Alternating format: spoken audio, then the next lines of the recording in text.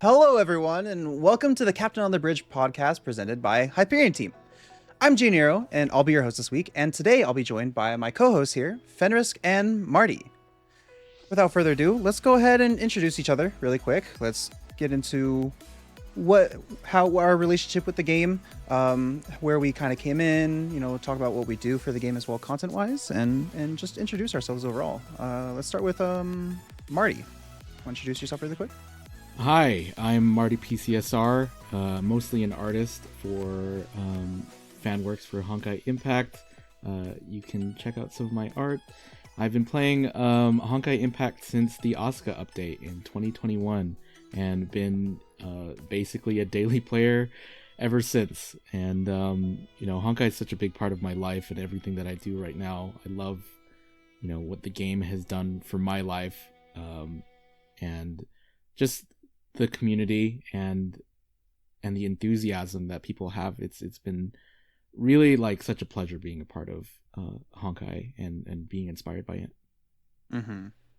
All right, and I guess, well, for the topic of this podcast, what would you say would probably be the music track, or I guess in let me record this. I guess with that being said, within the topic of this podcast, what would you say would be the track, or by proxy, if it pertains to you, the animation that also resonates the most with you and brings you the most joy or sparks the most emotion with you in terms of Honkai? I always think about the track Origin Station. There's two versions of it that play in the game. One that's kind of got like a nice little percussion track behind it, like lo-fi, and then one that's a little bit more ethereal. I don't know, that song always manages to bring me like deep emotions for like the scenes where it came in. To me, that was part of the highlights of the finality arc. As far as animations go, for the longest time, my favorite animation was Meteoric Salvation with Interesting. Starfall? Question mark? Is that what it's called? Yeah, Starfall. Yeah, with Starfall. Starfall was my favorite song for a long time, just because, I don't know, it was so cool. There are other animations I think are that are stronger, but those are the ones that stay with me.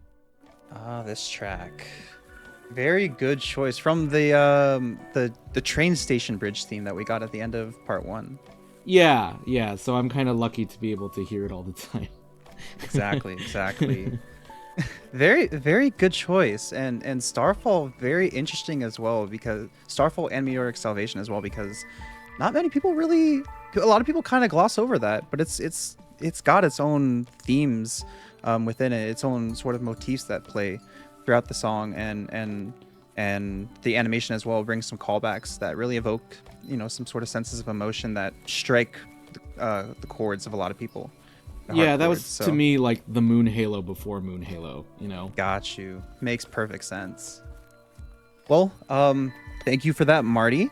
Let's go on to our next co-host, Fenrysk. Would you like to go ahead and introduce yourself really quick? Hey, I'm Fenrysk. I used to do the special program broadcast for Honkai Impact 3rd during 2021 and 2022. I played around Global Launch for like a little bit. I logged in maybe a week. And then I logged in after that, maybe that summer. And then I didn't touch the game for almost a year and a half. When I came back to the game, it was already the end of 2019. I think patch 3.5, version 3.5 was out. Fuhua, Hawk of the Fog had just released along with Stygian Nymph. And I picked up from there. I remember struggling to get the game to still run on my phone. It was lagging so bad, so I became an emulator player. And then the communities I was hanging around, they were like, oh yeah, we're getting a PC version soon. And sure enough, version 3.6, the PC version launched, and I've been jamming ever since. So, what is it that you do now for the game, per se? Now I just play casually. I used to be a sweaty gamer. I used to be a very sweaty gamer, and now, like, a lot of the players that I used to trade strategies with, and look up guides with. A lot of them have moved on from the game, so I'm still logging in. Maybe not as spending as much time in the game as I used to. But I'm still pushing along.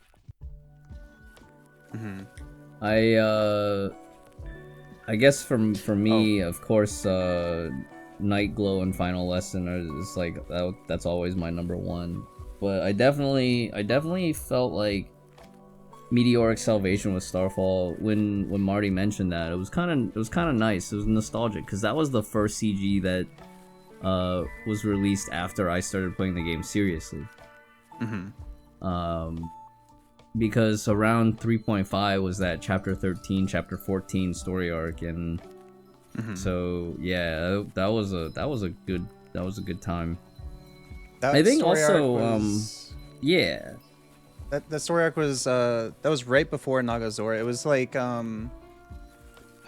I don't remember exactly which story arc that was. Arc it was City. after. Oh, it was Arc City. It was Arc City. It was Yeah, before, that's right. Before Nagazora. But Exactly. It was after the Sea of Kuana.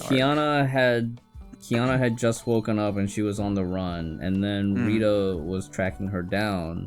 Yes, but Kiana finds out that World Serpent was doing all this like crazy research, and they were gonna use the population for a Honkai test, and she was like, "Well, not on my watch." Exactly, and that's how we got to the whole Meteoric Salvation part of the story. All right, well, thank you as well for introducing. I just realized I forgot to introduce myself. I only said my name, and that was a host. I didn't introduce myself, so without further deliberating, hello, my name is Jayniro. I am a Hoyoverse content creator on YouTube and Twitch. I primarily stream all the Hoyo games over on Twitch, but for YouTube specifically, I do primarily Honkai Impact 3rd. I tend to throw my talent most in the guide making aspect and sort of explanation of characters, mechanics of the game, all that sort of stuff. But I am trying the wheelhouse of some other different content within Honkai as well, which I really am enjoying to make so far. As for how I got into the game, this isn't my first gacha, but I remember being introduced to the game in a couple different factors of not just YouTube ads, but also some friends at the time recommended it to me. I remember being in my music class in college, Music 100, and we had a little bit of downtime, and I was playing Dragalia Lost, rest in peace, on my phone, and my friend was like, "Hey, you want to maybe try out this game? Honkai Impact 3rd. It's pretty cool. Combat's pretty nice. The graphics are pretty good. Gameplay is really fun, and I think you might like it." And so I downloaded it, and that was around March 28th, 2019, where I downloaded the game and got into it. And HOV had her very first rerun alongside her first ever outfit, which was the Frigid Empress outfit, which I stand by to this day as saying the best outfit for HOV, in my own personal opinion. And at that time as well, you had the Alice in Wonderland event that was really fun. It was also VKE's release time, first anniversary as well, on top of having the Chapter 9 be Chapter 9 coming out for the first time. And so I remember playing the game and trying out Chapter 9 and not really fully understanding what was going on, because it was a trial chapter that they let you play early, as they do for all new players that are not fully caught up on the story. They let them play the latest chapter completely free. But I remember kind of being on and off of the game for about half a year to a year, until I want to say Ursh of Reason, maybe around Stygian Nymph, when I fully started to really dive more into the game and come around to it.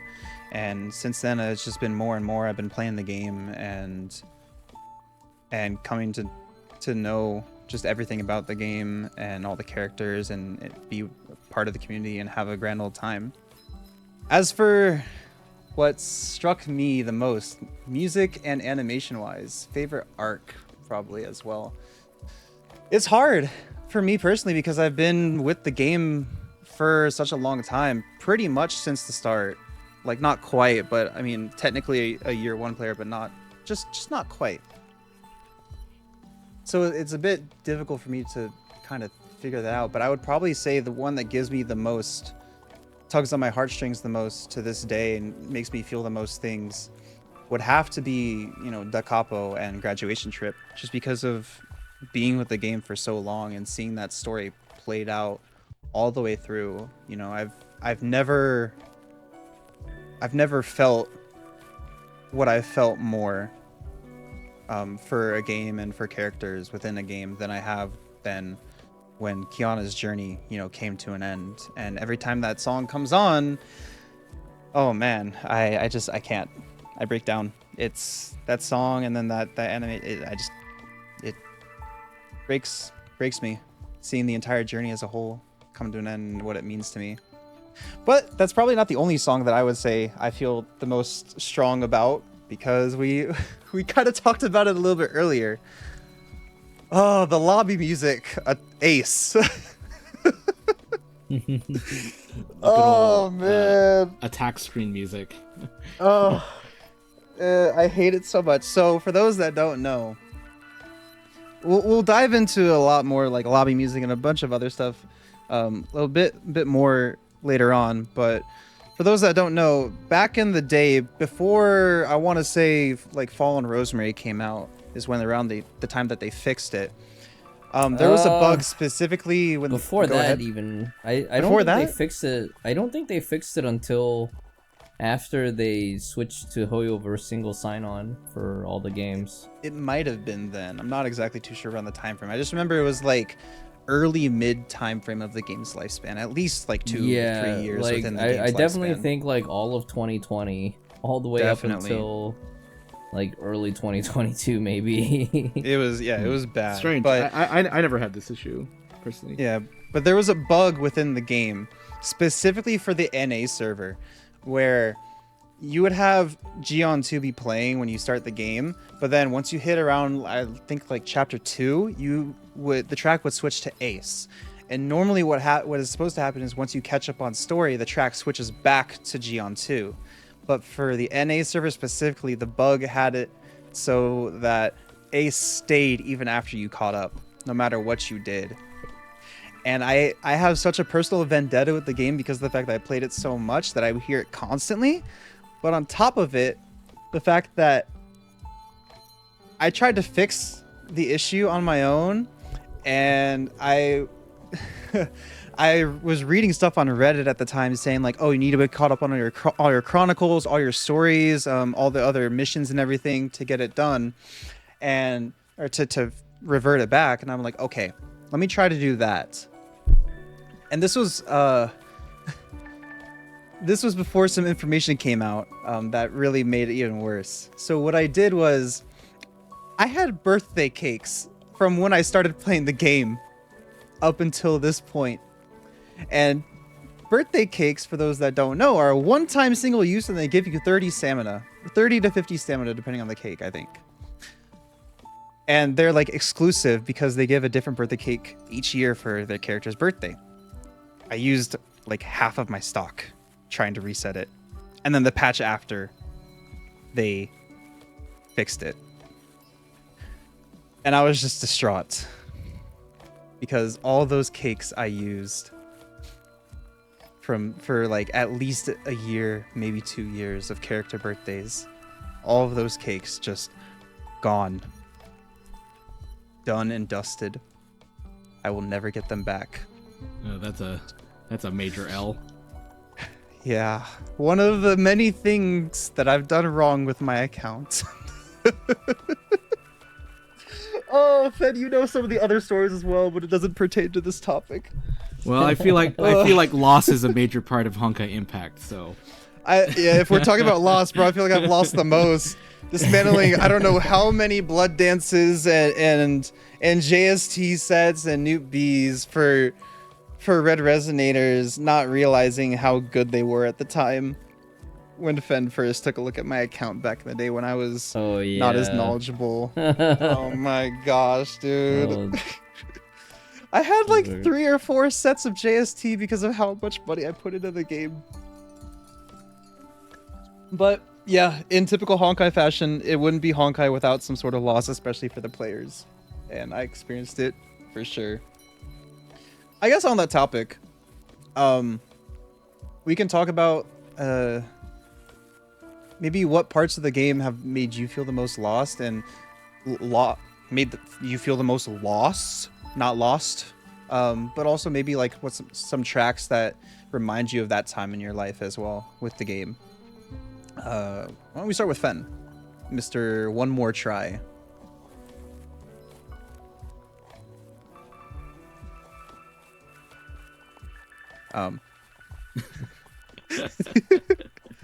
Fen,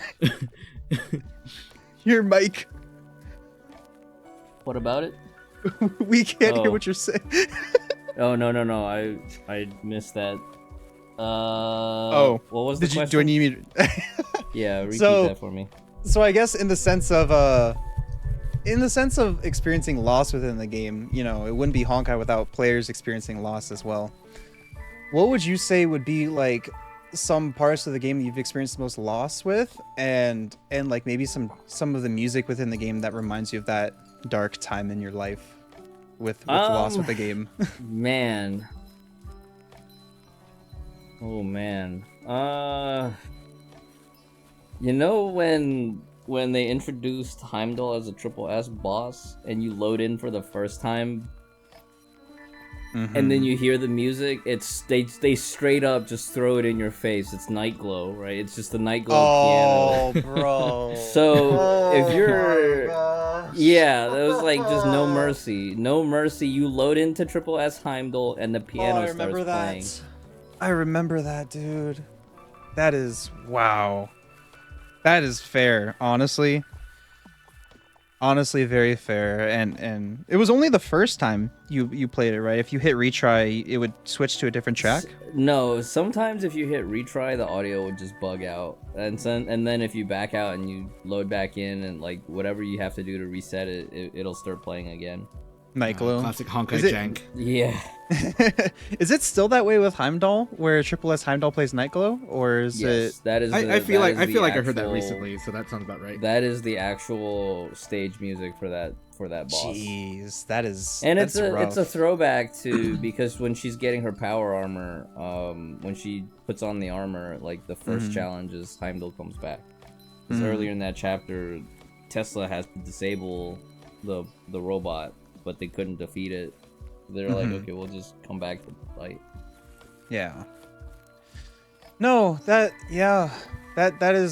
a big kicker, especially for those that, you know, feel super strongly about Himiko. You know, I mean, I feel strongly about Himiko myself. I wouldn't say I reacted as a lot of people did react to Himiko, just because of my own complicated start with the game, where I kind of experienced that before I experienced the story leading up to it. So it didn't really hit as much to me, considering I had already seen it, which to this day is why I opt for not experiencing like hearing about any story before I've experienced it myself, Right. because it affects how I feel about certain parts of the story. Oh, But I got yeah, for another those, yeah, go ahead. one. Y'all remember the Shadow Knight theme song? Like The trailer music. The Shadow Knight theme song. Shadow Knight theme song. Yeah, look up the extended version, the extended cut, extended Fancy remix. It's like the third Suzukawa? one down. I think it's the third one down. This one. Yeah, Oh, This one? This one. yeah, this one. This is the one. I that remember plays, there was one time I was playing Abyss and it was Shadow Knight Abyss, so I'm like, okay, I'm gonna put this track on in the background and just put it on loop. So the entire stream was sounds me like a losing my hair to this song. yeah. Banger track. And for those Mr. that One More are- Try. Yeah, for those that don't know the term like losing your hair or malding, that's like in Honkai specifically, it's like when you're repeating or resetting a boss over and over again. kind of like in other games where you reset a boss because you're trying to fight that boss and you maybe made a mistake or whatever. But in Honkai, there's a time aspect to it, where you're always chasing a higher score by getting a faster time. Mm-hmm. And so that was quite a bit of hair loss that day. Especially with like the whole leaderboards in the game and chasing Yeah. that higher score, you know. Yeah. It makes you feel, you get that one score and then you're like, oh, it's not enough. I need to beat this person. Oh, Right, it's not enough. I need to beat this other person player. now. You know, this other player's in the bracket, but they haven't posted a score because you know that they're gonna wait till like the last day to play, or they've hidden their score by not completing the side stage. Oh yeah, I've experienced some of that in Abyss as well. Yeah, it's kind of rough. What do you think about it? You really don't really know unless you know it's like, oh, they're probably doing this. So then you do the math and it's like, oh, their score is actually this. This is what I need to beat. Yeah. And then ensues the malding. Alrighty. Well, I think we should. Marty, what about you, man? Would have been like some tracks that have sparked some sort of loss, or that have come at times of loss that maybe remind you, or maybe tracks that provoke that feeling of loss within you when you play the game. Before I get into anything like that, I want to kind of go back on the Nightglow stuff. Yeah. one of my early game memories is the Jemima Tales or whatever Chronicle with the Gemina Tales. Yeah, that one. And like Tales on the of final Gemina. stage or something, like they have like a high pitched Nightcore version of Nightglow that plays. Oh my gosh. Oh. Like, it's such a depressing scene, and like right within the game, not long after its release, like them making fun of it, I think is A high-pitched version of Nightglow. Yeah, it only plays just for like a second in the cutscene. It's very, I don't know, it's very funny to me. So that's actually, one of my early memories of the not game that. is coming upon that. And actually, there is the sad side of Honkai, and I'll get back into that in a second, but the funny, goofy side of Honkai that also pulled me in from like an early moment, just Is the it fact this? that it sounded kind of like this. And I played the chorus, and it was Rosalia pretending to be in the place of Himiko, I think, during this. Mhm. Yeah. But as far as like big emotional moments, I have to say I remember I was in like a Discord call with someone who doesn't play Honkai and still doesn't to this day, and I was playing through chapter 17 and just like streaming it like in the background, and it was when Lion Siyun in the Next World plays, when Mei becomes the Hersher of Thunder. Spoilers. This song. But we were freaking out about this earlier. At least I was. There's this moment where Mei, like the entire Nagazora arc is like a huge throwback, right, to everything that had happened in Honkai so far, and when this song plays at like the height of like that story arc, it brings you back to that cutscene all the way back in GGZ, right? And like all the implications of what it means for Mei to become a Hersher, what it meant for Kiana to become a Hersher, right? And all of the tragedy that came with it. So, this is a song, like, it gave me chills when I heard it in that context, So that's stayed with me all of these years as like one of my early experiences and memories of music in this game. All right. Yeah, I Just really think about flying on the dragon. Yeah. The dragon mini Yes. game with this song. Yeah. And they brought it back for Realms of Battle. They did. That was so funny to me. Such an important scene as like, it's whimsical, guys. But that was cool. Didn't they also like play it right before, during the dialogue right before Mei and Kiana fought during the peak of chapter 17? I believe they did. No, I think so. Maybe. Yeah, I They, remember they it. use this track a lot in like a lot of different places that Yeah. are like high emotion. Yeah, like it plays during the scene where Himeko like overcomes the gem of haste and is able to use the battle suit. So Yeah, I remember it during then. Yeah, you're not wrong. During chapter 9, right before she goes out to face right before she goes out to face right here on screen HOV during the lead up, and then it kind of like the music actually, cuts out, before and then she goes she's like, to fight Heimdall. is it Heimdall? Yeah, so it's the song that plays before she gets the VKE battle suit, and then immediately goes to fight Heimdall. I just remember it playing. I could be wrong, but I remember it playing as well before she went to fight HOV, and then the music cuts out, and then she was like, "What I wouldn't kill for just one more can of beer." And I think that might be right. It's like during the scene when the Hersher of the Void is shot by the Selene. Mm-hmm. The emotions that that the song provokes, I don't blame them for using it because it provokes so much emotion. I mean, the track is literally titled "See You in the Next World," right? I mean, that's the subtitle of it, but it implies that something bad is going to happen, is about to happen, and if you're not prepared, it's see you in the next world, goodbye. Yeah, to me it like is a song of change, like the end of a phase going on to a new phase. That's what this song always brings to me, just like its original usage in GGZ was to indicate like the end of the retrospective arc onto the rebirth or the reborn arc. So it is in like every time they use it in the Honkai Third, like when they use it in the concert for Kevin, it's like the changing from the previous era to the new current era. Yeah. So like that's always what it brings, is like the tragedy of losing something old and then moving on to the next world. Yeah. On that topic of we're kind of talking about the Flame Chasers now. For me, the track that gets me the most, that isn't like an animation track per se, is what is it? It's the Elysium Everlasting track that plays in the open world of Elysian Realm.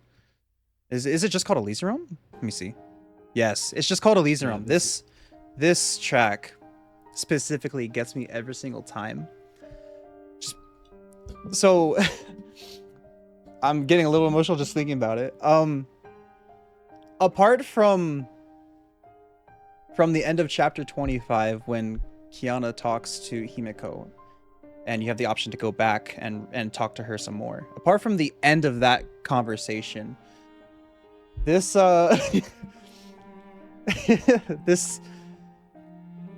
this arc, the Elysian Realm arc, was the first arc as a whole in the game that I would say actually fully got to me, where I felt completely immersed and fully ingrained within the story, and felt a deep relation to so many of the characters and loved so many of them.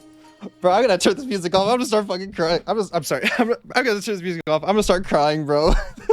I'm gonna start crying if I keep listening to that. Yeah, that's me too. Whenever I think about any of the songs too hard, or any of the animations too hard, I get super emotional. So I'm trying to keep a level head. Yeah. I need to be able to keep doing this for the rest of this episode. I can't listen to that track. I'm still gonna keep doing everything. Chasers, though, I think about the Mobius trailer. The double banger trailer alert for 5.2. Yeah. That was a good one. Raven. That one goes way too hard. Man. Oh my gosh. That was a really good. I like the beat drop that comes in with Raven. I think it's a bit. Oh yeah. I like the motifs that play during Mobius's part, where it's like, oh, it's a snake and she's creeping up on you. You got to be careful, because if you aren't careful, the snake is gonna come bite you in the back. And then Raven comes in, it's just beat drop. It's like, all right, let's go. Yeah, that was arguably, I would say, would be the most hype for me in terms of at least the Elysian Realm characters trailer music for sure. It like had Yeah, a like a darkness to it, which is kind of cool, you know. It yeah. like fit the character perfectly, it fit the story arc that it was going on perfectly, I think. Hmm. Yeah, it did because it was also with Koloston. How that was the start of Koloston. The Smoke Apocalypse arc as it's labeled within game, and it was kind of like a I wouldn't say a mystery sort of thing, detective sort of thing, but the Valkyries, they arrived at Koloston and they were trying to figure out what's going on, and then Otto is there as well, and some devious stuff is going down in the background. Otto is working with Bianca, uh, and Rita, and you just kind of just be aware of like, be careful what's going on here with them, and trying to figure out what are Otto's true intentions at this point, and then the story flips on its head and we get Thus Spoke Apocalypse. Um, as the Elysian Realm, this specific track goes though, there isn't a moment where it plays where I don't start to feel emotions as we experienced earlier. Um, the It hurt for me in two places the most. It was at the end of the Elysian Realm arc because they played it all the way through when May was saying goodbye to Elysia, and then they had all the other characters saying goodbye, and they played it all the way throughout, and it just sucked. Oh But yeah, then I sobbed like I was at a funeral, dude. I know, same. That was the moment where I truly broke for the first time while playing a certain part of the game for the very first time. It wasn't even an animation. It was. I specifically remember I was trying my hardest not to cry, and then Pardo started saying goodbye. She started speaking, and she started saying goodbye, and that was when I'm like, I just started breaking. I Yeah, couldn't hold it any longer because to Pardo was me one of my like favorite characters. yeah, to me the that I call it the Ferris wheel scene. The Ferris wheel Yeah. roller coaster scene. I consider that actually the peak of the Elysian Realm arc. Like Because of You is cool and all, and like the song is a banger, and we can talk about that a little bit later. But Hmm. I think the emotional climax of Elysian Realm happens in that moment because May is like a conduit for the player emotions, and that's where you get to Hmm. really say or like it's like the culmination of everything that you did in the Elysian Realm in that It moment really specifically. is. Yeah. you know so It, that song brings back so many strong memories for everybody, and like when they played it during the concert, that was like incredible, incredible, mhm. incredible. It also caught me off guard as well because spoilers for towards the end of part 1.5, but at the beginning of chapter 41, I believe it was, before Griseo wakes up, it was like right before she wakes up. She's in her repetitive dream, and the very first time she talks to Kevin and Sue, they Griseo shows them the gift that Fuhua gave to Griseo. I think it was for her. Was it for her birthday? I don't exactly remember what it was, but it was a gift that she gave to Fuhua, or that Fuhua gave to Griseo, and they that was the second time they showed it because they actually showed this music box for the first time prior, like right at the end of chapter 40, I believe it was Yeah, it was like when a Fuhua snow discovered globe. the ship. Yeah, when Fuhua discovered the ship, and she picked up, the snow globe, as you say. It was a music box, and she tried to play it, and then it just stopped, and it played the Elysian Realm track, and I was like starting to break, and then it stopped, and I'm like, oh, thank you, I couldn't handle it anymore. But then they bring it back. They bring I thought it it was back kind at of the start rude. Yeah. of. I was upset, but at the same time, I'm like, thank you. I didn't want to cry. But then they bring it back at the start of chapter 41 when Grizzio's talking to Kevin and Sue, and it's not broken, and it just keeps going and going, and I'm just starting to break down during that, it caught me off guard, and I was just like, all the memories came flooding back in. And I think the reason why it's a track that evokes just so much emotion is because of the fact that it meshes so well with the Elysian Realm arc as a whole.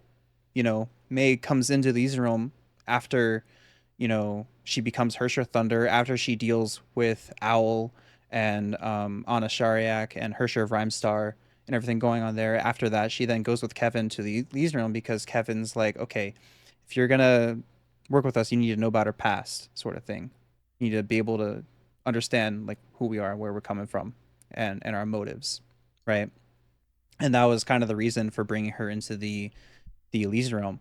And it was her going into it's like this new world, and everything kind of starting out slow, just like at the beginning of the track. It starts out slow, and you're familiarizing yourself with everything, this new environment, and just the beauty of it all, and meeting all these new people. And it slowly builds up over time as you get to know these characters more and more, and really understand their backstories and who they are. And the track itself as well builds up over time. Bro, I'm feeling myself breaking just describing it. Um, but it reaches a peak, and it kind of it crescendos and hits that climactic peak where it's like the what is it? Da, da, da. It's just all the different instrumentation going on in the at the same time, and just for everything going on, describing each of the different characters, and just all the good times that May has with all the different members of the Maws, the Flame Chasers. And then it just cuts off as the track resets. And just like the Elysian Realm, all good things have to come to an end. Right as everything's at its peak, it just cuts off, and you have to say goodbye.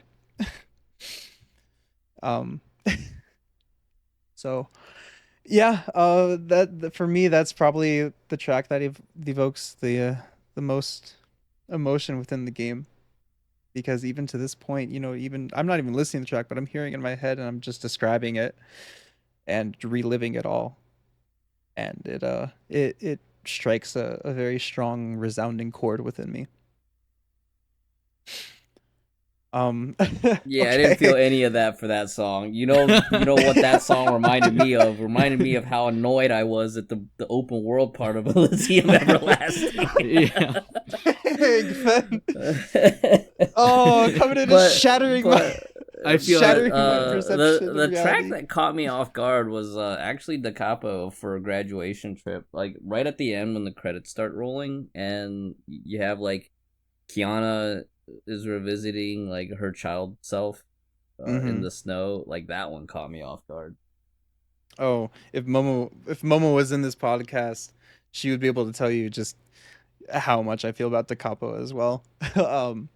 But I feel a lot towards Da Capo as well, as I described earlier. Seeing the entire journey, experience it all, and then having it Yeah, come to a it is climactic that end. song that even in the lyrics, it's like it's about moving on. It- for real, and it really gets me off guard every time, because of in conjunction with the animation. You have the first half of the animation where Kiana is, experiencing, life with her friends, and going through all the different joy, happy times with all the Valkyries, all the Schicksal Valkyries, and May and Bronya and Teresa and Fuku, all of them. And then at the end, they're all having a good time, and they're at the train station, and Kiana, she steps away from them of her own accord as she gets onto the train, and they're all laughing and having a good time, and she's on the train just staring down at the ground, that face of sadness as the doors close behind her. And then it switches, and you hear Himiko say Kiana's name, and she gasps, and then looks as at everyone that's together right in front of Saint Freya. And the track just then starts with that very first line of "when good old friends are going away." And that's when it gets me, and I'm sure it gets a lot of people as well. But that's the part that breaks me every time, because it's Kiana leaving everyone, you know, to be on the moon, essentially sacrificing herself for the rest of humanity, for the sake that everyone can be safe from the Honkai. And it it it just overwhelms me with sadness.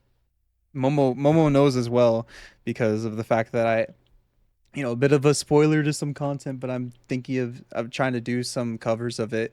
And one of the first covers that I did, I got to the end of Da Capo and the part where the song, where all the music slows down and it's just a somber piano in the background, as the lyricist, the vocalist sings those last few lines before the track picks back up, leading to the very end. I started to break down during that. And I have that recording still of me breaking down during that part and just crying throughout the rest of that take of the cover. Yeah. So there is that for myself in terms of those are the two tracks I would say that for myself that breed the most loss would be Elysian Realm and Da Capo. And I definitely share that sentiment with a lot of other people. Um, I guess on the topic of animations, do we maybe want to bring up our favorite? We already talked about our favorite animation track, but like, or our favorite animations, animation tracks, but like, what would you say would be the track that evokes the most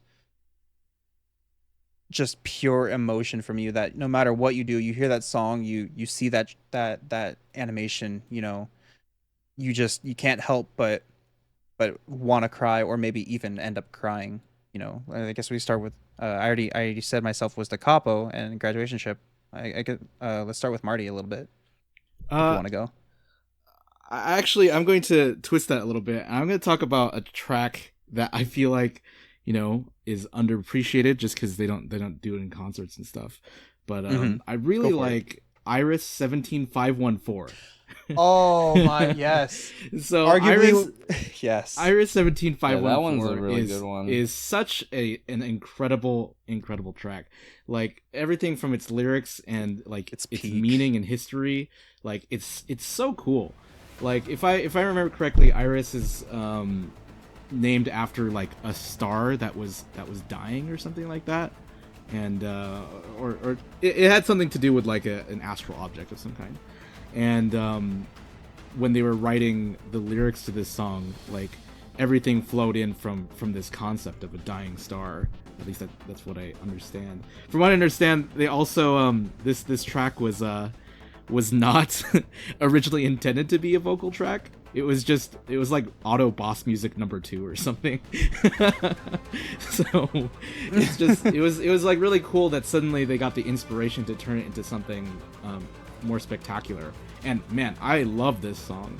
Like going down to the lyrics, and like the hopelessness that it conveys through Otto's situation, to like the chord progression that they use in this song. I don't know, I can't remember what key it is in specifically, but it's like a chord progression that slowly like descends Mm-hmm. downwards for the first half of the song.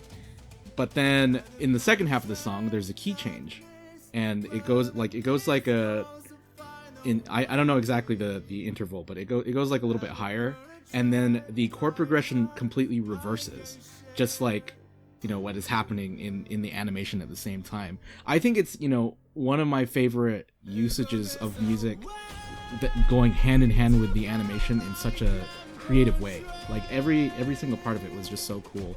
Just the song by itself slaps. The lyrics are really good. The Mm-hmm. vocalization's really good. Like the way that the chord progression, actually fits in with the story. Oh, it's excellent, and it's so short, unfortunately. I So, wish it was longer, man. I love that track. To all the auto fans out there, or even to the auto haters, you can't deny it's a good. It was a good song.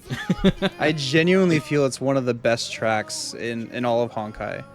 You know, because well, it ties in so well with the story, but as you started to bring up earlier, it is based off the name of the track is based off of science per se. It's based off of a dying star that lies outside of a nebula, which gives it the idea of that the star was being reborn per se, which ties in so well with the story and the lyrics of the song as well, because they they they say it within the lyrics. Let me see if I can pull up the lyrics really quick just to get an idea of what exactly is said. Uh The stars are distant as always, still shining with the light of their grand deaths in vacant space. Very reminiscent of that star that is lying outside the nebula, a dying star that is giving off the light as if it was being reborn from the nebula. And it ties in so well with the story, with Otto essentially sacrificing himself to create a new branch for Callan to live on. And the parallelism is so great. And you brought up the key as well, and I did do a quick little Google and on the key. It's in the key of F major, I believe. But it does have that descending chord progression, which Maybe it goes to F later, in the second half. possibly. I think it's because it starts in minor. Yeah, it might be an E minor starting, and then it goes to F. Yeah, that's what I think it is. I'm looking at the chords right now. I think it starts in E minor because it goes E minor, then A minor, then G, which is da da da do do do do. It is a descending chord progression that I mean, it goes up in the scale, but it is descending by sound, which gives off that sort of melancholic tone as Otto is, you know, fighting for the love of his life, trying to give her another possibility in the future as he's being swarmed with all these imaginary beings that are trying to stop him from achieving that goal. And then it switches to that F major as that F major, the key of F major, and it starts to be like an ascending chord progression as he strives to achieve his goal and change Callan's future for her. So very good take on that. I like that, Marty. I like it.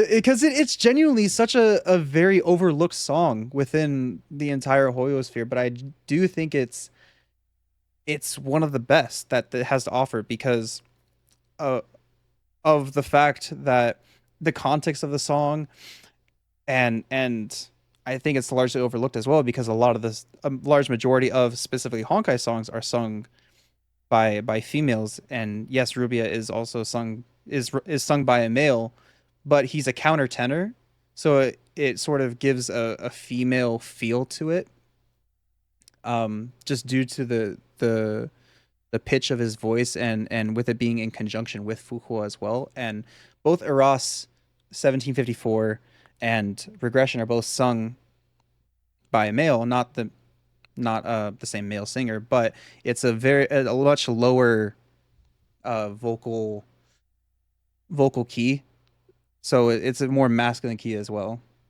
I like it. But maybe Fen as well. Like, what would you say would be probably a song that gives the most, that provokes the most emotion within you, within Honkai? I don't know. Moon Halo was really cool when it came out. Yeah, guys, Trying to think what the song else. was cool. Yeah, Moon Halo was cool. Cyber Angel for sure.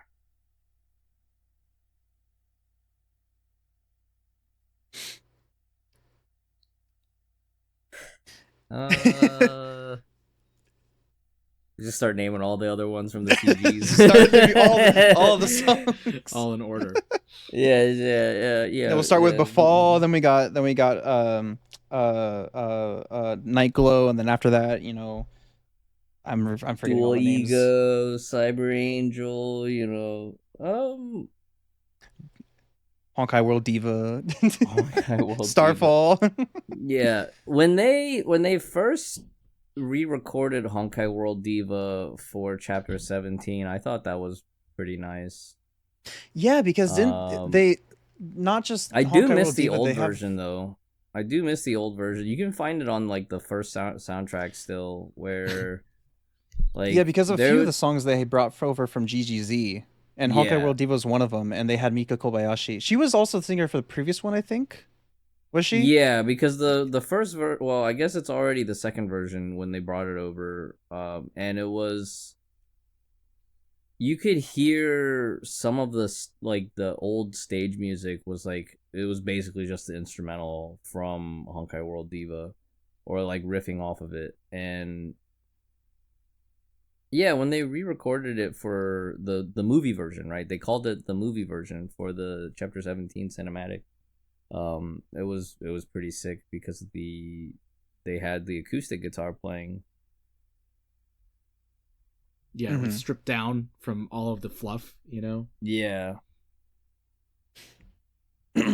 I think the way they do a lot of these tracks, you know, a lot of these different pieces of music that they bring into the game, how they record them in different versions, you know, they do it intentionally to try to, you know, shape and direct players' emotions and expectations in a certain vein, depending on, you know, the story beats. And I think it's just ingenious that they do it that way.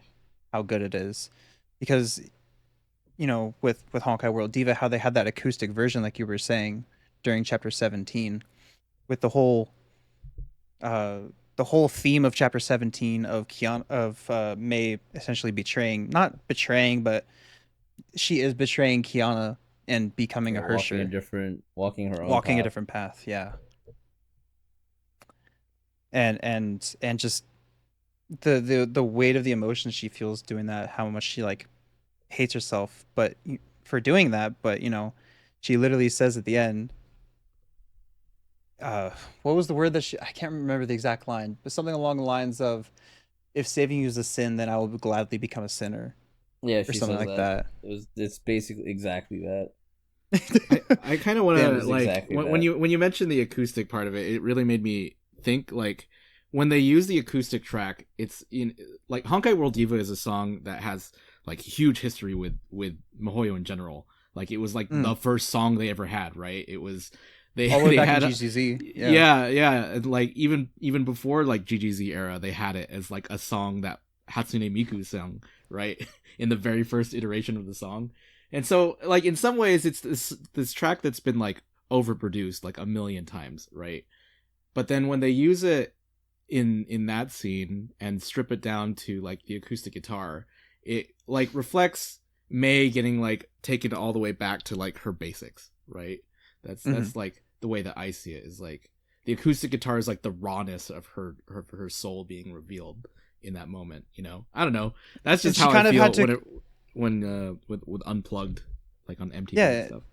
and she kind of it works because she pretty much had to do that in order to become Hersher of Thunder. You know, she had to confront herself and confront everything. She had to look back on her own history with, you know, her father, and then her relationship with Kiana as well. After Kiana came to the school, and how she was being, you know, mistreated by others for her father's crimes, and then Kiana was like, "No, I'm gonna befriend you, and we're gonna be like best friends." You know, best friends, right? and she kind of took it for granted to a degree, and she had to really look back on that and dissect her own soul, for a lack of better terms, to really overcome everything and ascend to become the Hersher of Thunder. You know, she had like this alter ego, as the Hersher of Thunder. You know, we saw that all the way back in Chapter 1 when she saved Kiana, when she activated the core of the Thunder Gem. I don't Gem of Desire, is it? Is it Gem Gem of of Desire? Conquest. Gem of Conquest. Conquest. I listen. All these different terms get mixed up from someone who's been playing for so long. But yeah, she had to like overcome that alter ego, similar to like how Kiana had to overcome the Siren persona, to really solidify her control over the powers of Hersher the Void. And May had to do that as well for it to fully become Hersher Thunder. So I think the acoustic version of that track really digs into that idea, and how, you know, players view everything about all that. It's also nice though, like that a song can become so recognizable where like if they just play the instrumental, like Night Glow instrumental for the Heimdall fight, or at the end of Arc Lightbound, they just play the instrumental from Cyber Angel and not even having the lyrics, and you already get like, wow, okay, we're here. Yeah, like Nightglow, it's the progression of do do do, right? Just they play those first three chords, and you're just like, oh, come on, man. And like for Honkai World Diva, it's the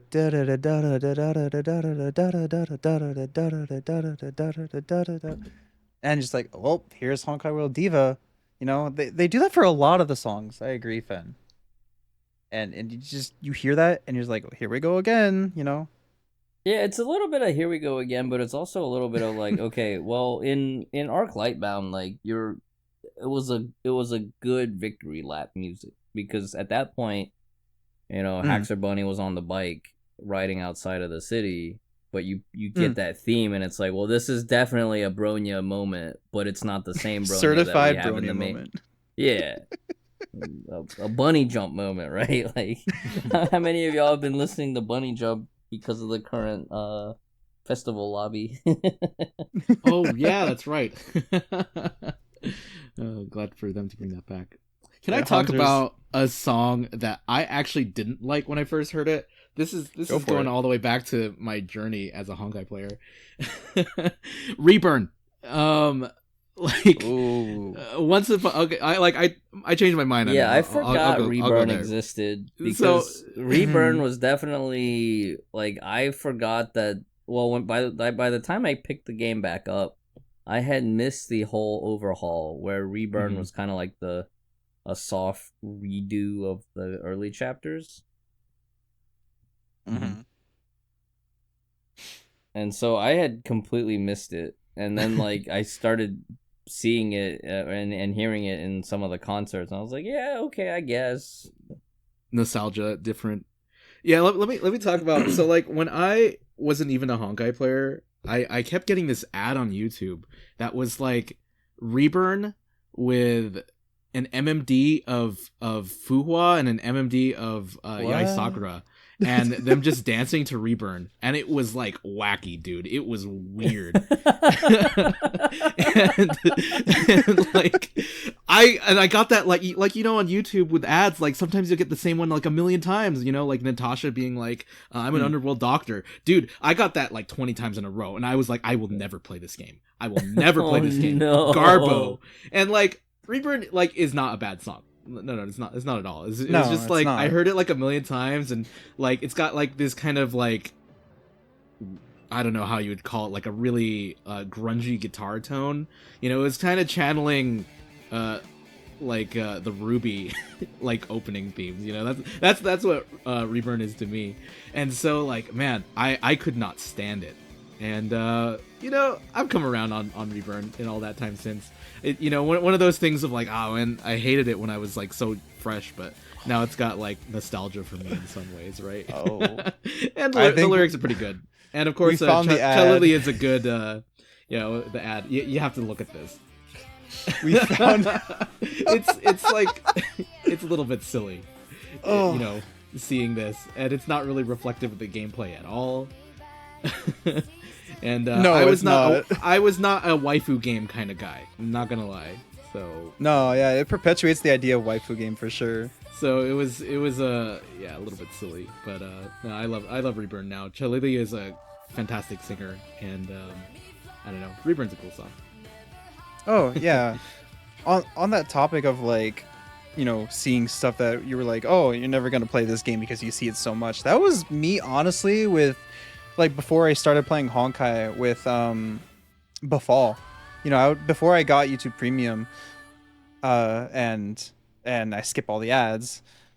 A lot of the times, around the time when Honkai, a little bit after Honkai came out, but it was around that time.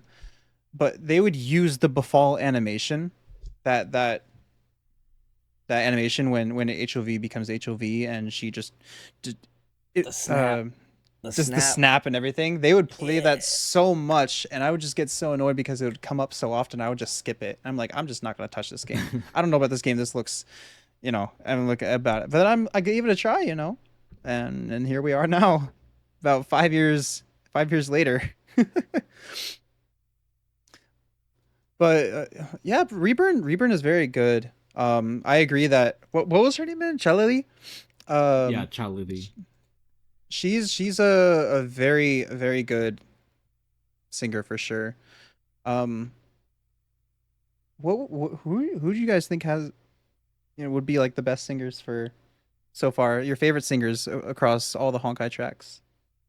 Because there have been some lyrical tracks as well within game that haven't been using animations, I believe. If I'm wrong, if I'm not wrong, correct me if I'm wrong. Wait, repeat the question. Like, who would you say would be like some of your favorite singers for all like across all the Honkai music? Animations and then like in-game music as well. Oh man, I feel like I gotta talk about a song that we haven't already talked about. We have a ton. There's a ton of tracks to go through. I mean, we're literally. I think some of the okay. Well, are we running out of time or something? No, you're good. Keep we're good. Going. So Momo wants us to talk about the newer stuff a little bit. Okay, so the part 2 songs. I feel like so before we get to part 2, we have to go through part 1.5, right? I think Pressure of Rebirth had a theme song, but I feel like Phi Squared. Phi Squared. Yeah, so that song, I don't think it had enough time to marinate. Yeah. It takes like a don't minute think and 30 seconds to even get to it, and then like it does like one verse and then it's over. Right, and it was in that chapter that for me was a slog to play through. We get to that one cutscene, and then like the cutscene, it was an in-game pre-rendered cutscene that wasn't even a fully, like, they didn't have the time to do a full animation sequence. So I don't think I had enough time to marinate with the song to actually like soak it in. I'm kind of no. Go ahead. And then going into part 2, I've kind of been very touch and go with part 2. So while overall I like Senadina's theme song, I feel like I'm more enjoying the vibe of just like the Antares building menu music. Yeah. They've been nailing in like environment music for sure, like all throughout the last year. Oh so. Yeah, they've definitely stepped up their game with like their open world music for sure, and having that play throughout all the open world, match the open world as well, the environments and everything like that. On that topic of newer music, you brought up you've been enjoying some of the like some of the newer music tracks per se. What would you say is like, as far as, I guess we can include part 1.5, but part 1.5 and part 2, what would you say would be like your favorite song that you've heard so far? I know Fen, you talked about you've been vibing to like the Antares building. Oh, is that what this was theme? A sleeper hit? It's not this one. You want to know? It should be like it's that one. So it is this one. Like, yeah, this jazzy. Yeah, the jazzy one. But you know what was a sleeper hit? The desert music, the one that plays when you're in the Dark Iron world. Yeah, it's like it's the one from Susanna's ult, but it's a sleeper hit because any semi-meta player that had their time of just executing Susanna ults, like, well, it's tambourine time, and this one, yeah. I don't know. It was such a cool track. I don't know. Not that one. That was the only one that came up. I think it's the other one. No, I think it's this one. It's like the segment from this one. I think this is like the extended version that they use in the map. There it is. Yeah, this part. Yeah. To me, it was like really cool because like Susanna's like song came out before they had this track, right?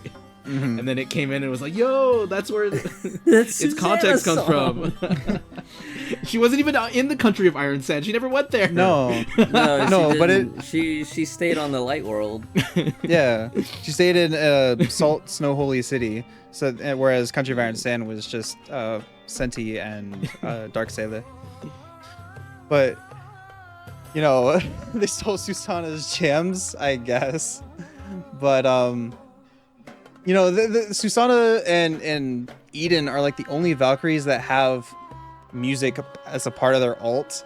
I do want to say I kind of get annoyed when I have get to annoyed use with their ult. Edens now, just because but it also part of it, I also just kind of ignore it now because I've been listening to it for so long. Yeah. See, I'm in the camp of ignoring it as well, but when I'm listening to a track or listening to some other music in the background, it clashes and gets in the way. Yeah. And Eden is meta and she's very good and I like her, but I just wish I could turn both her music and Susanna's music during the ult off when I turn music off in game. I'm just let me just do the action. I don't need the music too. Yeah. I think for me, the song in 1.5 that was kind of that I really like. There's a song, I don't remember what it's called, but it's the song that first plays when Celia and Susanna show up in Salt Snow Holy City, and it's Fated Dream or something like that. And I don't know, it really set the tone of Fated Sun. No. Mystery. It was mystery energy that it brought with it, or I don't remember what it's called. But yeah, it's the first song that plays, and it's got I'm trying to remember the instruments now. Now I'm forgetting. Never mind. But it's similar to this one. It's not this one. It's a different one. But this has the same vibe. It's got the piano playing, and I don't this one. This one, yeah, that one. Yeah, this is It's very dreamy. And very dreamy, very calming. It brought you right into the vibe of Salt Snow Holy City right when you show up. Yeah, this one is the killer track for me. And then in the second half of the song, suddenly it shifts from this major key to the minor, and it brings with it the sense of mystery and menacing aura that Salt Snow Holy City arc also had, So I thought that was a pretty cool thing that they did. I think one thing that they do with at least their open world tracks and some of the music that they throw in game is they have a very great usage of space in between parts of the song. Using space to elongate notes, to hold onto notes, to convey certain emotions. Using space to sort of separate different feelings, can convey certain feelings. Right there, where it just uses space to kind of, the note was fading out, but it was still a little bit there, and it kind of elongated that. It's this dreamy sort of feeling, as you were describing, and just conveying this sense of safety and happiness within this area. And electric piano is always a good instrument. I don't know. I love the sound of an electric piano. It's got a unique sound to it for sure. It sounds similar to. It sounds kind of like a xylophone-esque, It's a very bell-like sound. Bell-like, kind of a musical wind chime, if wind chimes were an instrument, Somewhat. No. Yes. I think we're just vibing to this track and listening and taking it in. Yeah, I guess we should talk about maybe some of our favorite open world themes at this point, apart from the ones we just listed off. This open one. world themes. I want to go back to the Shixel map. Yeah. The Shixel map let's factory bring it all side. Back. Yeah. Shixel map factory side has some of the sickest open world, and the way it goes from non-combat into combat, and the piano's playing. Oh man, one of my absolute favorites. Do. Yeah, here we go. Yeah, that one. And then I don't know if it has combat in the same track, but I don't think it does. Man, I love the I don't think game, it does. Vibes that they had. I don't know, the electronic instruments and I don't know. I want them to go back to that at least at some point.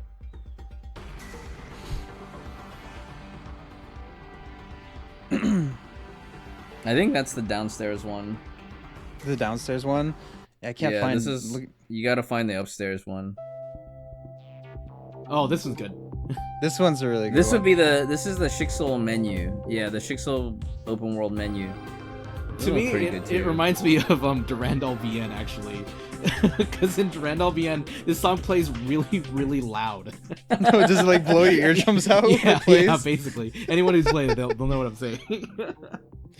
It's like in Back to the Future where Marty's standing in front of the giant speakers and he hits that strum on the guitar and just blows everything in the house. Dun, dun, and it's like, oh my gosh, turn it down! I'm trying to read.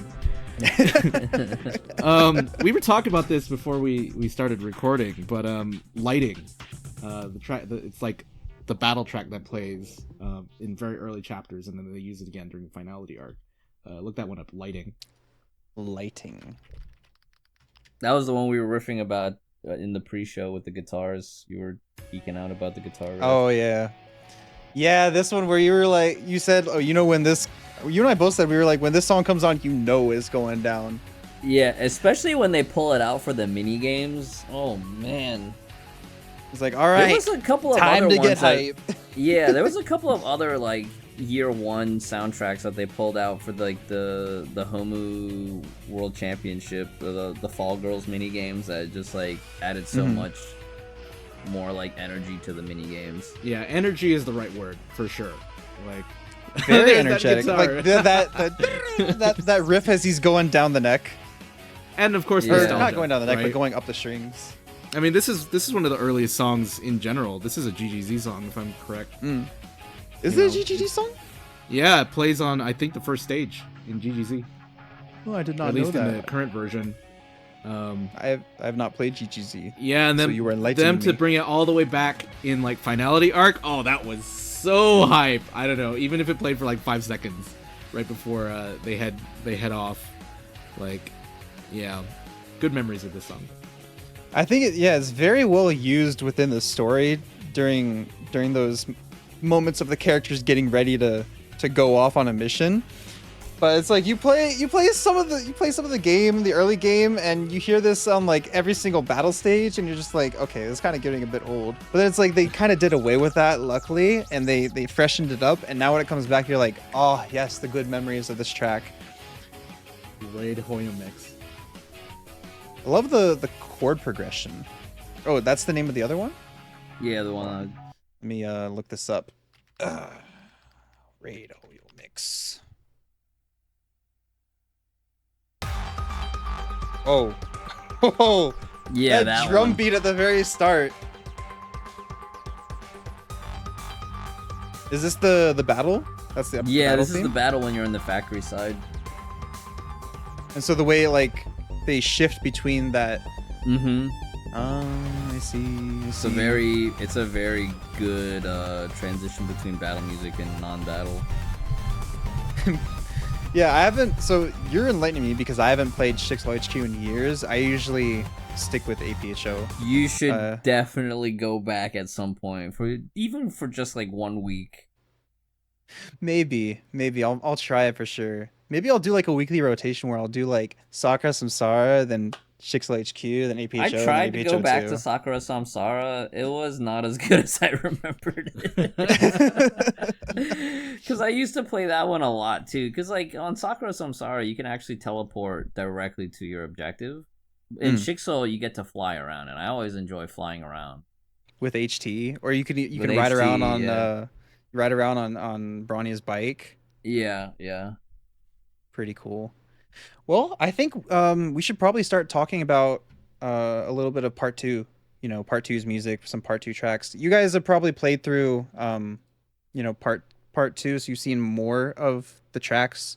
I've only experienced what I got to experience in beta. I only started part 2 very recently, so I'm just trying to get as much of the dorm building jazz BGM as much as I can.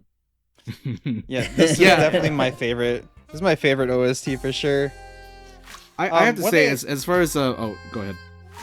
I was just gonna say one thing I really wanted to talk about is how in more recent times, we've been getting more like character trailers that have been similar-esque to like Genshin and Star Rail, where they have dedicated character trailers. We've been seeing that for like the S ranks, having dedicated trailers apart from the PVs.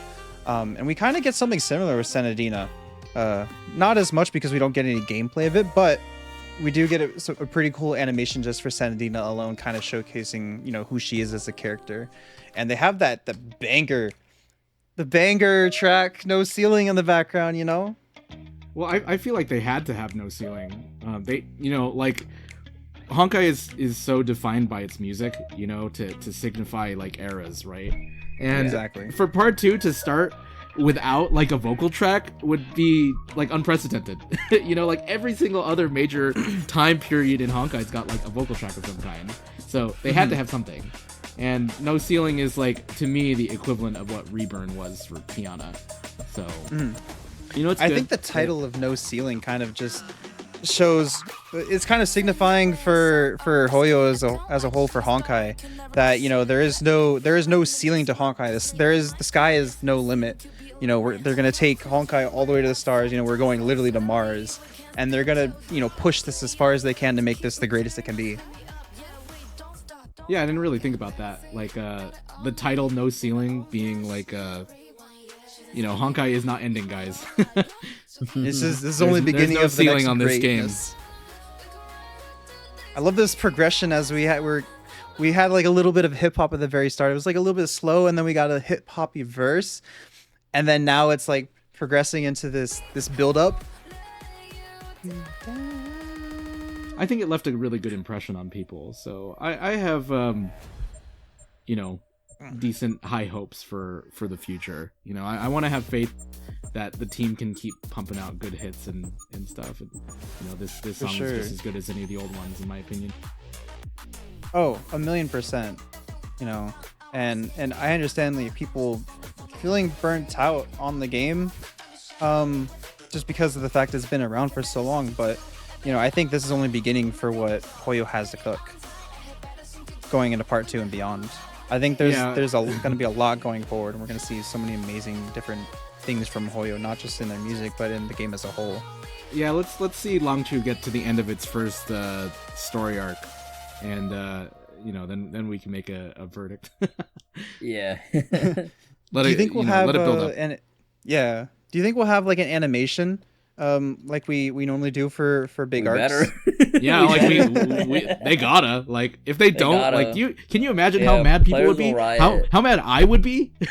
Players will Well, I mean, we didn't really get one for part 1.5. I mean, we got half of one in terms of. They specifically said that they weren't going to do that. So all right. Yeah, they were in a rush. Yeah, they said in like a developer something like, oh, we can't do them right now, but they didn't say that they wouldn't do them for part 2. So we'll see. I wanna believe that they know that it has incredible value. So come on, Hoyo team, any of you guys listening to this, we're looking forward to the next one. Come on, please bring on to us the amazingness that is Honkai. Keep cooking. You guys have done a lot of amazing things. If you guys are listening to this, you guys have done a lot of amazing things, and we the player base are looking forward to so many different things you guys are cooking for the future. So I think we should probably we'll cut this off here. Let's go with some closing thoughts. How are you guys feeling about everything going forward? How are your prospects towards the game looking? What are you looking forward to the most, and all that jazz? We'll start with Marty. How are you feeling, Marty?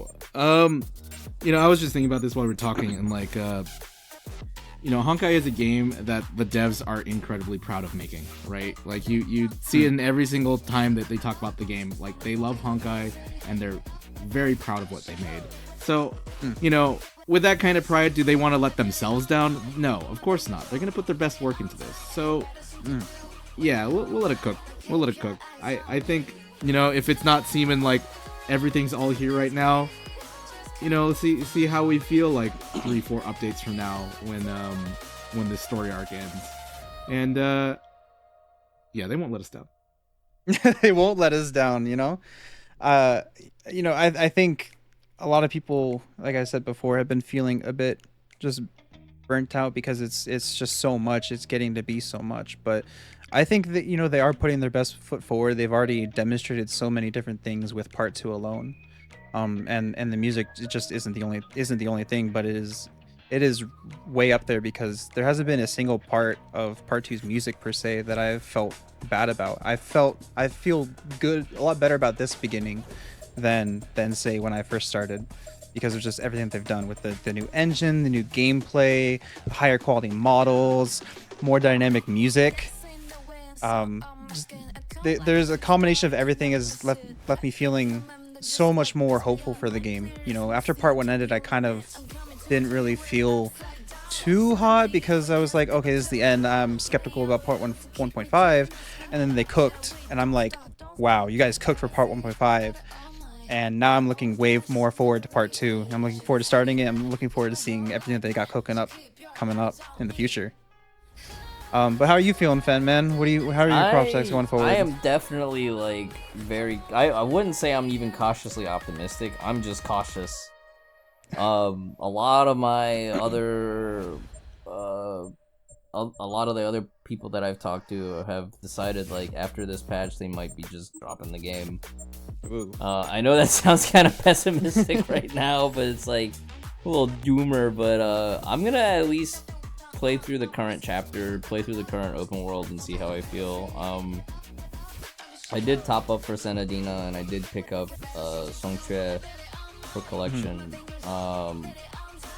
I definitely feel that like with where my life is at, I am getting busier and I'm having less and less time to play. So between feeling like I still want to complete all the game modes every week and then still leaving time for story and then the other Hoyoverse games, it's been more challenging than it had been in the past. And Honkai 3rd is definitely the most demanding in terms of time commitment compared to the other two mainline Hoyo games. For sure, because of the fact that you really have to fully play, like you have to be hands-on with the game. You can't auto battle like Star Rail. You can't like condense and get you can't condense your resin and get your grinding done. And there's within, like, 10 minutes. There's so much to min-max. Not even trying for high score, like just in terms of just completion for like materials and stuff. There's so much to do. Elysian Realm every week, Realms of Battle every week, Abyss twice a week, Memorial Arena. Don't forget to do your Mirage. Don't forget to do your Armada stuff. It all adds up. Don't forget to do your lobby for the your festival lobby. Play your mini games for the week, or for the day. Yeah, it gets to be a lot if you aren't, like if you aren't fully on top of things. It does get to be a bit overwhelming, but I do think it's a good idea for older players to, not just older players to, not necessarily like take a break from the game if you aren't really fully feeling it. Play it in moderation so that you can enjoy it. But like newer players as well, to not fully go balls to the wall with the game. Take their time with it. To fully enjoy and immerse themselves in the world and gradually come into it. And come to I know would definitely how say great for like the game newer is. players, pick one or two things to focus on in the game, like whether that's story and then maybe one mode or one or two competitive modes, or like you just ignore competitive altogether and just play all the existing story. But even story there's a lot of story to catch up on, right? Like, yeah, I heard about part 2, how they have let alone just playing part 2. If you're a new player, like I probably would decide like I'm only going to focus on part 2 for now, and then maybe in the future I might consider going back for part 1, because like trying to do all of part 1 right now currently while part 2's out that's way too much. I would just say if you're a new player, just play part 2 and enjoy the part 2 experience. Yeah, and I heard that it's a bit rough as well, because I know Asmongold played it, and I've been hearing similar sentiments from what he discussed when he played it from other players, and the fact that there's stuff in part 2 that where it's like completely reliant on information from part 1. So I'm cautiously optimistic, as you said, But I think with that being said, we should probably go ahead and wrap it up. So I'll start off with Fen. Go ahead and tell the good people of the world where they can find you, what they can find you doing, everything like that. I'm on the internet under the username Fenrysk. You can find my old Honkai drawings on Instagram. You can find my old VODs and banner reviews and stuff on YouTube and Twitch. I'm mostly just streaming on Twitch and using my YouTube as a VOD channel now. I haven't really been that active with banner reviews since the end of 7.2. I don't even think I did banner reviews for 7.2. So we'll see if I continue with any of that stuff, but at the very least, there's still just be gameplay VODs for the mainline Hoyo games right now on YouTube. I've mostly just been simulcasting, so yeah, it'll be there. One more try, and all that. Mr. One More Try. Mr. One More Try. Mr. One. Yes, sir. Yeah, one more point in Abyss. 1 second faster. Memorial Arena. Just one more try. Sadist Himiko main. All right, Marty, my man, my other Mr. Co-host, my man. Where can the good old people of the world find you? What can they find you doing? You can find me at a convention near you. I was at Anime Milwaukee this last weekend, met some great people, and you'll see me at something in the next 2 months. It's not all set in stone, but yeah, that's where you'll find me in person. Otherwise, catch my art on Twitter. I also help post on the Hyperion Team Twitter, so you'll get my takes there every once in a while too. Hey, Marty, drop the mats, bro. The what? Your ads, your tags. My ads. Well, yeah. At MartyPCSR, that's me. Everywhere. Everywhere. Alrighty, and then as for me, you guys can find me over on Twitch streaming Honkai Impact 3rd primarily, and also the other Hoyoverse games from time to time as well over at twitch.tv/Jayniro. I keep in touch with my following via Twitter at twitter.com/Jayniro_. I changed it recently. It used to be real Jayniro, but I'm done with that. Let's go with Jayniro_. And for the majority of my content, also going forward, where have a large focus as well, over at youtube.com/Jayniro, focusing on Honkai Impact 3rd, making banger guides and also banger other videos such as Fuhua pools for memes and everything like that, in addition to other sort of guides explaining the game and characters and everything about Honkai Impact 3rd. And that is me. So without further ado, thank you everyone that tuned into the podcast. Thank you everyone that listened all throughout and enjoyed it. If you guys did enjoy it, be sure to drop a like on the video and subscribe to Hyperion Team, as well as follow all of us over on our socials as we just mentioned. And we will catch you guys next time on the Captain on the Bridge podcast. Let's fight for all that's beautiful in the world, and stay hot out there, everyone. Let's fight for all that's beautiful in the world. Viva Honkai Impact 3rd! Woo! One more chapter. One more try.